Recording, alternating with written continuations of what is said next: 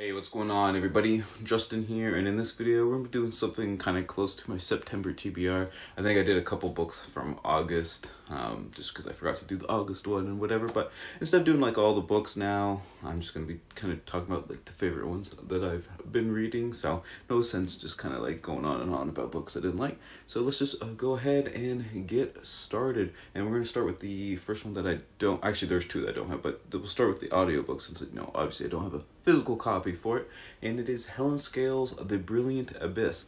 And obviously, as you could guess from the title, this is all about sort of the abyssal zones of the deep ocean, which would be the abyssal pelagic zone, which is kind of like the air, for the most part, like the deepest parts of the ocean where like sperm whales and giant squid like battle it out with angler. Well, I guess not battle it with anglerfish. I mean, just like there's like anglerfish and other sort of deep sea creatures and stuff. And then in the trenches, the even deeper parts, which are I think the hadopelagic zones. Anyways, obviously this book has a lot of science, a lot of cool like just kind of like nature vignettes and stuff, which obviously I like nature stuff, so anything kind of dealing with like the oceans in general. But I haven't read too many books on the deep ocean, and actually I read two pretty much at the same time, I want to say, like right back to back. But before that I hadn't really read anything about the deep oceans in particular, but it was just a really lovely book. I have another book of hers somewhere right here, Spirals in Time. It's all about like the history of like seashells and stuff, the secret life and curious afterlife of seashells, so that looks actually really cool as well. I think she's got a couple other books. I think her first one was like on seahorses and stuff, so she's got a whole bunch of ocean themed books going on. I really enjoyed it, and actually one of the sort of big segments of the book towards the end was actually a really cool kind of current event type of thing going on, where there's a lot of sort of deep sea mining companies that are starting to come to the forefront, and they sort of want to just deep ocean trawl the ocean floor, literally like a couple miles below the ocean surface, like trawl the the seabed and stuff. And that's obviously going to be really destructive towards the environment of the these zones that we haven't even barely started really discovering, exploring, and learning about and whatnot. So it's kind of interesting just seeing how there are literal supposed to be safeguards and different councils and stewards of the ocean trenches and the ocean floors and things, and pretty much they're not getting their act together and have like loopholes and stuff, where these like mining companies might be able to go in the next couple of years and just kind of do like whatever they want, which would just be absolutely terrible, like I said, just because we're just now beginning to understand the ocean floor. But anyways, definitely check out that book if learning about the ocean, that especially the deep abyss, is something that you would be interested in.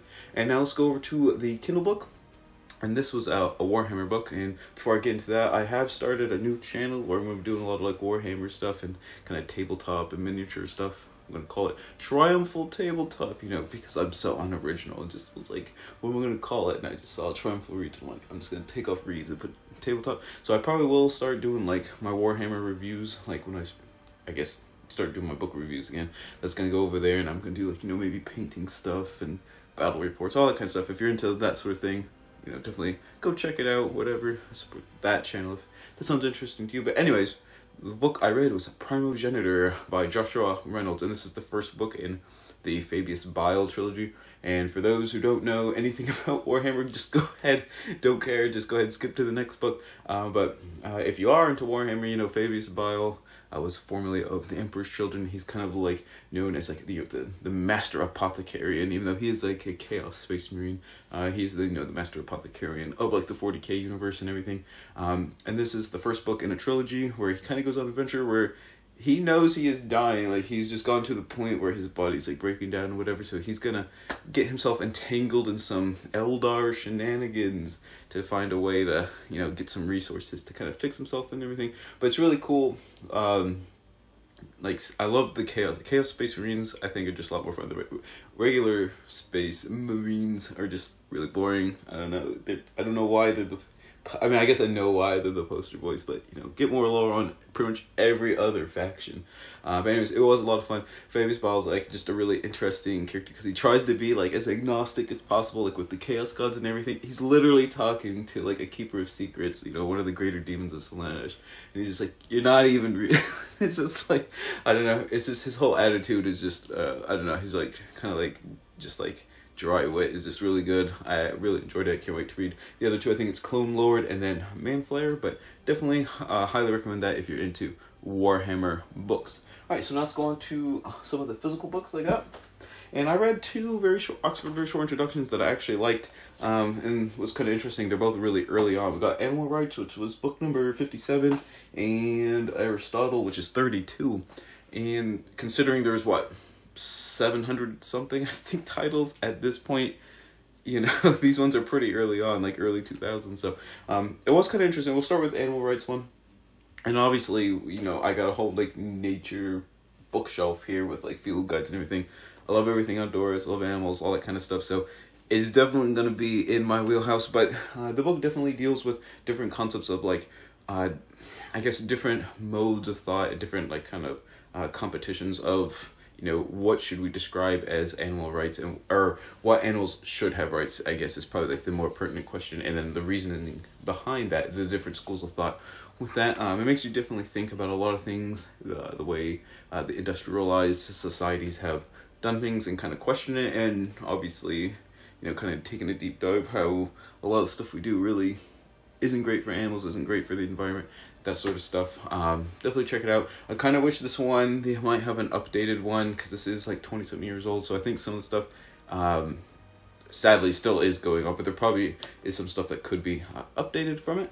But let's go on to the next one, which is anyways, still a very good read. Definitely check it out.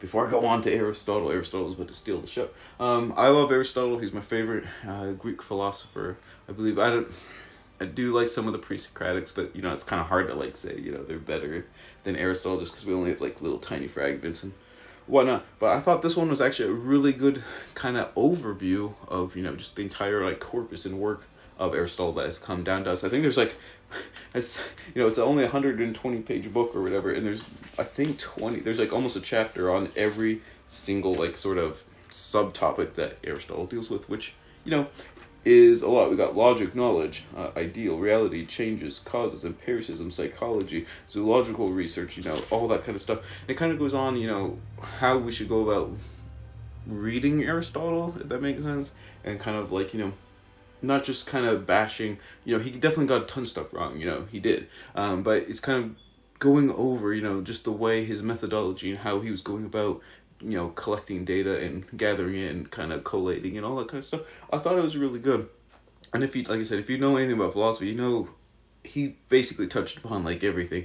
Half the sciences really are kind of indebted to him, at least in the Western school of thought and stuff. So I thought it was kind of a cool, but I kind of wish I read this one a long time ago, in college or whatever. But even before, I read a lot of the college stuff on Aristotle and whatnot. Definitely encourage you to read both of these very short introductions if those are books you're interested in. And before I get on to the last book, if you want to support the channel, the best way to do that is definitely check out my Etsy shop, where I make signs like this and whatnot. Definitely go, either the shop, some items, anything like that. Definitely helps me out in the algorithm on Etsy. Obviously, liking and subscribing to this channel, definitely doesn't hurt anything as well. And the last book that I really enjoyed in the last couple of weeks was Planet Walker by John Francis. 17 years of silence, 22 years of walking. In the late 70s, John Francis witnessed, was part of a cleanup, volunteer cleanup thing of an oil spill that took place off the coast of California. And after that, that kind of really got him thinking about the environment and kind of what he could do to help things out and stuff. So he said, I'm gonna start walking places. And when I say walking, I mean literally he walked everywhere. Even if it was to a store that was miles away, to his work, if it's miles away, he would always just kind of figure out, leave early, whatever, plan ahead, just so he could walk everywhere. And that kind of just gathered momentum, and he did it for years and years. And then not only on top of that, he realized, when he was arguing with people about sort of, people would question, why are you walking, whatever, do you think you're better than us, this and that kind of thing. He decided, he's just not going to argue with anyone, and he's going to just take he kind of did it spur of the moment just for his birthday, I'm just not going to talk, I'm just going to chill and listen, learn from what, what other people are saying without arguing with them and stuff. But he really enjoyed it so much, he started doing it over and over again, over the course of many days, then decided to do it for a whole year, and then, it just kind of spiraled down from there, and he went 17 years without talking. He would communicate with people through like sign language, writing, things like that. While he was doing that, he traveled all across like the country, built a boat, learned different trades and things, saw many different people, got like a literal PhD from like colleges and universities and stuff, where he was able to use it once he started like talking again, being able to like kind of talk about conservation, environment, and everything like that. All this kind of stuff he's like learned along the way during those like 20 odd years from like the 70s through the 90s. I just thought it was, I mean, you can't even like, I guess I can't even fathom like one of the two things, like walking everywhere or taking like a vow of silence. Like I can't even imagine doing one of them, let alone kind of both of them sort of combined, and everyone at first, like, sees him just as this, like, odd, eccentric, until they actually get to know him, once they're, like, communicating with him and learning about him and stuff, and then, he just, like, charms just from, like, his little vignettes and stuff. It's really good. He also has a TED Talk. Definitely check that one out. It's pretty good as well.